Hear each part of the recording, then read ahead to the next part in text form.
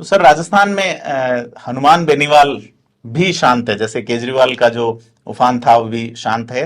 हनुमान बेनीवाल ने कहा है कि सचिन पायलट मेरी ओर आते हैं तो मैं उनका स्वागत करूंगा। मैंने मानेसर जाते वक्त जाने पर उनका समर्थन किया था कि वो अगर मुद्दों को लेकर गंभीर है तो। क्या लगता है तीसरा देखिए, मोर्चे को बेनीवाल लेकर? की पोजीशन जो है वो विन विन वाली है। वो उनके पास में अब सारे विकल्प खुले हैं। उनको लगता है कि पायलट उनके साथ आते हैं तो तीसरे मोर्चे की को मजबूत किया जा सकता है। लेकिन आप अगर देखेंगे तो 93 के बाद में, 93 को आप जनता दल के गठन के बाद से लगातार देखेंगे तो जनता दल के जमाने में तो कांग्रेस तीसरे नंबर पर थी। 50 सीटें कांग्रेस की भी नंबर थी। एक पे बीजेपी थी, दूसरे पे जनता दल थी और तीसरे पे कांग्रेस थी। तो अभी भी जो निर्दलियों की संख्या है या दूसरे दलों की संख्या है वो बड़ी संख्या है। इससे ये स्पष्ट होता है कि लोग अब तीसरे विकल्प की तरफ देख रहे हैं। उस विकल्प को बनाने की कोशिश हनुमान बेनीवाल भी कर रहे हैं और उनको लगता है कि अगर सचिन पायलट जैसे नेता आते हैं तो ये और आसान हो जाएगा। हालांकि राजनीति में जो दिखता है वो होता नहीं है और इसीलिए शायद पायलट अब फूंक फूंक करके कदम रख रहे हैं, क्योंकि उनके पुराने अनुभव जो हैं वो कहीं न कहीं उनको छाछ भी फूंक करके पीने की सलाह दे रहे हैं। जाट एक बड़ा वोट बैंक है। आपने 90 के चुनाव का जिक्र किया जब कांग्रेस तीसरे नंबर पर सरक गई थी। 55 सीटें जनता दल ले गया था, 50 कांग्रेस के पास थी और बाकी अदर्स बीजेपी ने सरकार बनाई थी।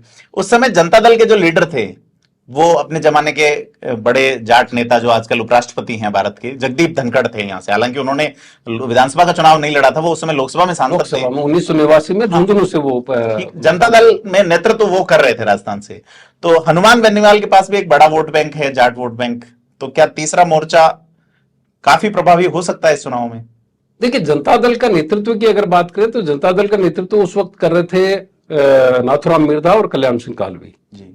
और मोहन संगानी जनमोर्चा के संयोजक थे, इसलिए स्वाभाविक तौर पर वो जनता दल के लीडर थे।